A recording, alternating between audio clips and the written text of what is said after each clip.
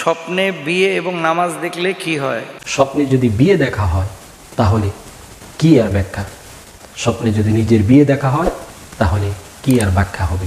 আমরা শাইখের কাছ থেকে জেনে আসবো ইনশাআল্লাহ। যাওয়ার আগে ছোট্ট একটি রিকোয়েস্ট, যারা আমাদের চ্যানেলটি এখনও সাবস্ক্রাইব করেন নাই প্লিজ সাবস্ক্রাইব করুন। ইসলামিক নিত্য নতুন ভিডিও পেতে আমাদের সঙ্গে থাকুন। তো চলুন আমরা মাওলানা মুস্তাফিজুর রহমানের কাছ থেকে জেনে আসি। স্বপ্নে বিয়ে দেখলে কি হয়? হ্যাঁ, গুরুত্বপূর্ণ প্রশ্ন। দেখেন, বিয়ে দেখলে কি হয়, রাসূল আকরাম সাল্লাল্লাহু আলাইহি ওয়াসাল্লামের হাদিস থেকে একজন সাহাবী হযরত আবু হুরায়রা রাদিয়াল্লাহু তাআলা আনহু তিনি বলছেন, স্বপ্ন হয় তিন ধরনের। প্রশ্নের জবাবটা একটু পরে দিচ্ছি। স্বপ্ন হয় তিন ধরনের। একটা হচ্ছে রুইয়া সালিহা, 2 নম্বর রুইয়া শায়াতিনী, 3 নম্বর রুইয়া নাফসানি, ভালো স্বপ্ন। আরেকটা হচ্ছে শয়তানি স্বপ্ন, আরেকটি হচ্ছে নিজের আন্তরিক স্বপ্ন, অর্থাৎ অন্তর থেকে, চিন্তা চেতনা থেকে, মস্তিষ্ক থেকে যে স্বপ্নগুলো হয়। তো সব স্বপ্ন বিশ্বাস করা যাবে না।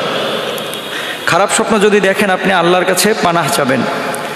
খারাপ স্বপ্ন যদি আপনি দেখেন আল্লাহর কাছে পানাহ চাবেন, আউযু বিল্লাহি মিনাশ শাইতানির রাজিম বলবেন, 3 বার বাম দিকে থুতু নিক্ষেপ করবেন এবং পার্শ্ব পরিবর্তন করবেন, পারলে ওযু করে নামাজ পড়ে নেবেন, তাহলে আল্লাহ তাআলা আপনাকে হেফাজত করবেন। এখন কথা হচ্ছে, স্বপ্নে বিয়ে দেখলে এবং নামাজ দেখলে এগুলো কি সত্য হয় কিনা?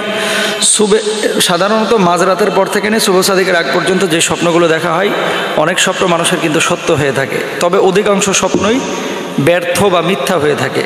স্বপ্ন সত্য সাধারণ মানুষের খুব কমই হয়ে থাকে।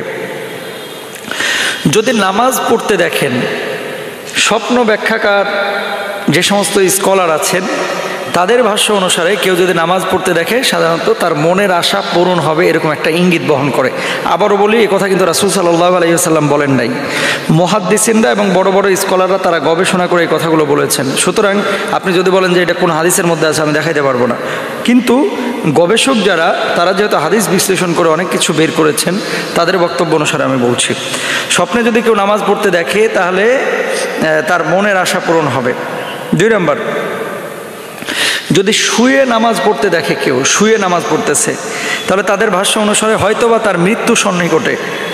যদি কেউ বসে নামাজ পড়তে দেখে তাহলে দ্রুত সে রোগে আক্রান্ত হওয়ার সম্ভাবনা আছে।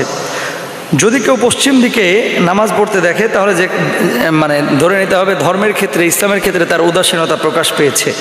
তারপর বলা হচ্ছে, যদি কেউ পূর্ব দিকে নামাজ আদায় করে তাহলে তার দ্রুত হজ নসিব হওয়ার সম্ভাবনা আছে। আল্লাহু আকবার। যদি বড় জামাতে নামাজ আদায় করে তাহলে বড় রহমতের সম্মুখীন সে হবে। বড় জামাতের ইমাম যদি সে হয়, বড় জামাতের ইমাম, তাহলে সম্ভাবনা আছে তার লিডার হওয়ার। তো বড় রহমত মানে কি? মানে আল্লাহ সুবহানাহু ওয়া তাআলা তাকে হয়তো বা বড় কোনো নিয়ামত দিবেন।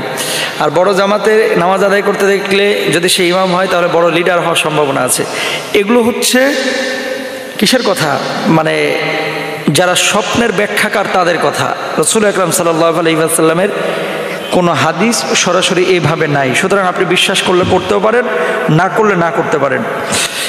আর তারা এবার বলতেছেন, বিয়ে শাদী যদি কেউ স্বপ্নের মধ্যে দেখে তাহলে এটা কিসের বার্তা দেয়? বিয়ে শাদী স্বপ্নের মধ্যে কেউ যদি দেখে তাহলে সাধারণত অনেকে বলছেন যে তার ধন সম্পদ আসবে এবং পারিবারিক একটা বরকতের সম্ভাবনা দেখা দিবে। তো এই হচ্ছে বিয়ে এবং নামাজ স্বপ্নে দেখলে কি হয়। মোটামুটি এতটুকুই আমরা তথ্য আপনাদের জন্য উপস্থাপন করতে পেরেছি এবং পড়াশোনা করে জানতে পেরেছি। আল্লাহ তাআলা আমাদেরকে বোঝার তৌফিক দান করুন, আমিন।